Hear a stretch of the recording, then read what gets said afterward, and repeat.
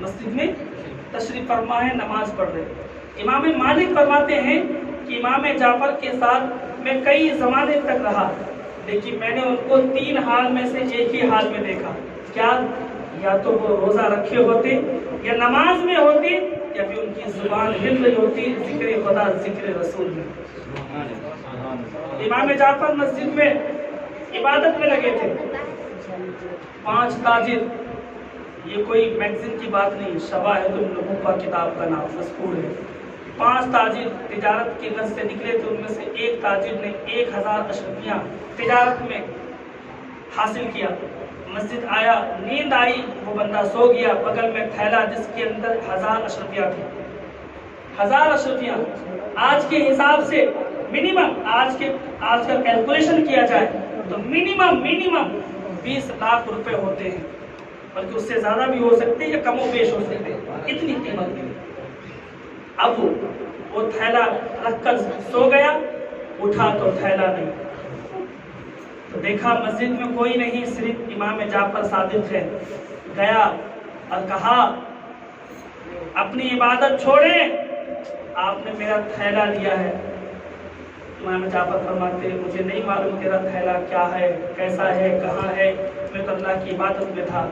اب سنیں وہ تاجر کہتا ہے آپ چور ہیں، آپ نے چوری کی ہے، اور آپ کہتے ہیں کہ ہم نے نہیں لیا، عبادت کا ڈھونگ رچاتے ہیں. اللہ اللہ. امام جعفر صادق سن رہے تھے. آنکھوں میں آنسو نہیں ہے، پیشانی پہ بل نہیں ہے، کوئی غصہ نہیں، بلکہ ہونٹ مسکرا رہے ہیں. ہم اور آپ ہوتے تب تو ہم 10 لوگوں کو کال کر کے بلا لیتے، آؤ ان کے خاندان کو بھی نانی یاد دلا دیں گے، کس کو چھیڑا ہے. لیکن امام جعفر صادق کیا فرماتے ہیں؟ غور کریں. امام جعفر صادق خاموشی سے مسکرا کر سن رہے ہیں. بندہ کہہ رہا آپ چور ہیں، آپ نے چوری کی ہے، عبادت کا ڈھونگ رچا رہے ہیں، آپ میرے پیسے واپس کریں. اس کے بعد اسے ایک بات کہی، کہا میں تجارت کے لیے گھر سے نکلا تھا، اپنے بیوی بچوں کے لیے پیسے جمع کیے تھے، اتنا سننا تھا. امام جعفر فرماتے ہیں کتنے پیسے تھے؟ کہا 1000 اشرفیاں تھی. کہا چل میرے گھر چل. امام جعفر صادق اپنے گھر لے گئے، مہمان کی طرح رکھا اور 1000 اشرفی نکال کر تھیلا سمیت انہیں دیا. واپس نہیں، اپنی طرف سے دیا. کہا لے جا. وہ بندہ کہتا ہے میں نے کہا تھا نا آپ نے چوری کی، اور کہتے ہیں چوری نہیں کی، یہ اشرفیاں کہاں سے آئی؟ امام جعفر صادق نے اس وقت بھی کوئی اپنی صفائی پیش نہیں کی. فرمایا تو خوش ہے؟ تجھے مال ملا، خوش ہے؟ تیری ضرورت پوری ہو جائے گی، اگر نہیں ہوگی تو بول اور تجھے دیتا ہوں. امام جعفر صادق ہے جن کی سخاوت کی مثال دی جاتی ہے، جن کی سخاوت کے سامنے حاتم طائی کی سخاوت گھٹنے ٹیک دیتی ہے. امام جعفر صادق نے یہ بات کہہ کر گزر گئے. اس کے بعد وہ بندہ اپنے علاقے کی طرف بڑھا. جو 4 اور ان کے دوست تھے انہوں نے اپنی جانب سے تھیلا وہی نکالا، 1000 اشرفی جو اس کے تھے. کہا یہ لے. تو کہا یہ کس کے ہیں؟ کہا یہ تیرے ہی تھے. جب میں مسجد میں آیا تو دیکھا کہ تو سو رہا تھا بے خبر، اور یہ 1000 اشرفی کا تھیلا یہ سب پڑا ہوا تھا. سوچا کوئی چوری نہ کر لے، اسی لیے اٹھا کر میں رکھ لیا حفاظت کے ساتھ. میں یہ تیرے حوالے کرتا ہوں. وہ اشرفیوں کا تھیلا جب اس کے ہاتھ میں پڑا تو اس کی آنکھوں سے آنسوؤں کے قطرات جاری ہونے لگی، چھم چھم آنسو برسنے لگے.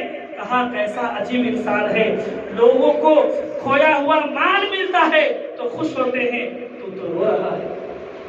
کہا مجھ سے بہت بڑی خطا ہو گئی. دوڑے دوڑے گیا امام جعفر صادق کی بارگاہ میں، قدموں پہ گرا، کہا حضور معاف کر دے، مجھ سے خطا ہو گئی. امام جعفر صادق فرماتے ہیں میں نے تجھ کو اسی وقت معاف کر دیا تھا، معافی مانگنے کی ضرورت نہیں ہے. ہم اہل بیت ہیں، مصطفیٰ کے گھر والے ہیں. ہم اپنے سینے میں کسی کے لیے بغض و حسد نہیں رکھتے، کسی کے لیے نفرت دشمنی نہیں رکھتے. اہل بیت کا یہ شعار ہے، کوئی کیسا ہی جرم کرے بدسلوکی کرے، ہم مصطفیٰ کی اخلاق کے مطابق حسن اخلاق سے پیش آتے ہیں. میں نے تجھے معاف کر دیا، جا. وہ پیسہ دینے لگا. یہ آپ کے پیسے ہیں، یہ لیجیے.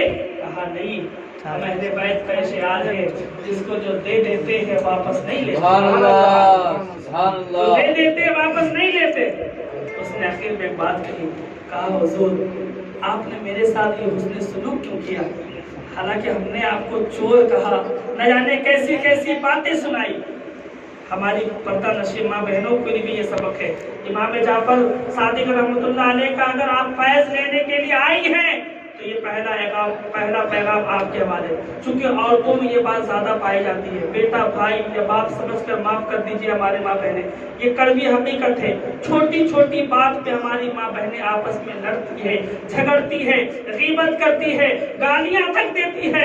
اللہ اکبر، سنو، اگر امام جعفر صادق کا فیض چاہیے، آپ کی اولاد میں فیض چاہیے، یہ پہلا پیغام آپ کے حوالے کہ سامنے والا بدسلوکی اگرچہ کرے، آپ کو گالی دے، وہ گالی دے، آپ اس کو دعائیں دیں، وہ بدسلوکی کرے، آپ اس کے ساتھ حسن سلوک کرے۔ یہ نہیں کہ میری پڑوسن نے مجھے اپنی شادی میں انوائٹ نہیں کیا تو ہم بھی نہیں کریں گے، یہ نہیں کہ میری پڑوسن نے جب مجھے نمک کی اور دال کی ضرورت، چاول کی ضرورت تھی تو اس نے نہیں دیا، لہٰذا ہم بھی نہیں دیں گے۔ بات چھوٹی سی ہے، لیکن اگر آپ حسن سلوک سے پیش آئیں گے تو چھوٹے سے عمل سے آپ جنت کا پروانہ حاصل کر سکتے ہیں۔ امام جعفر فرماتے، سنو دل کے کانوں سے، فرماتے ارے نادان، احسان کرنے والوں کے ساتھ احسان کرنا یہ کوئی کمال کی بات نہیں ہے، تو نے بدسلوکی کی۔ میرے نبی کریم علیہ الصلوۃ والسلام کی یہ سنت ہے کہ جو بدسلوکی کرے اس کے ساتھ حسن سلوک کرو، یہ میرے مصطفیٰ